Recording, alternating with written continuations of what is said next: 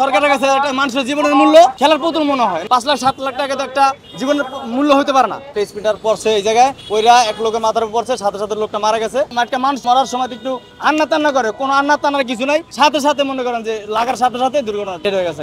আমার ভাইয়ের দোকানের উপরে পড়াই আমার ভাইয়ের শরীরের ভিতরে আঘাত লাগছে। আমার ভাইয়ের এই জায়গাটা কেটে গেছে গা, ওই স্পিনারের মাথাটা লাগছে, ও তোমার পাওয়ার কম ছিল, মাটিতে পড়া তারপর দোকানের উপর পড়ছে, দোকানের উপর পড়া তারপর হলো ওর বুকে লাগছে, হাতে কেটে গেছে গা, আর এই পায়ে ব্যথা পাইছে, আর এনে বাইরে গেছে গা।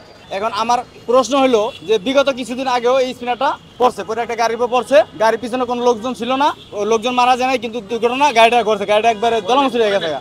আজকে আবার সাথে সাথে লোকটা মারা গেছে। একমাত্র আমার মনে হয় কাজরা বলার কারণে এই ঘটনাটি ঘটতেছে। আমার মনে হয় যে সরকারের কাছে একটা মানুষের জীবনের মূল্য খেলার পুতুল মনে হয়, নাহলে কিছুদিন পরে পরে এই ঘটনা ঘটে, এটি কিন্তু সম্ভব না, এটি ভাষায় প্রকাশ করা যায় না। এগুলি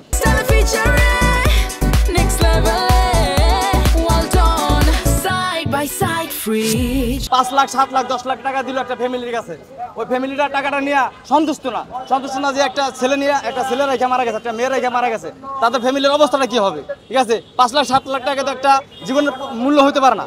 এখন দুর্বলতা ইয়ার কারণে আর গাফলতির কারণে একটা ফ্যামিলি থেকে একটা লোক চলে গেল পৃথিবী থেকে। ঠিক আছে, এটা শুধু গাফলতি না, এটা আমাকেও ভাগ্য খারাপ, নাহলে এরকম কেন হবে? আমার মনে হয় জনগণ এটা সরকারের খেলার পুতুল, যেরকম ভাবে মন চায় সেরকম ভাবে খেলে। ঠিক আছে, আমার জোরালো দাবি এই সরকারের কাছে এরকম দুর্ঘটনা যাতে ভবিষ্যতে আর না ঘটে।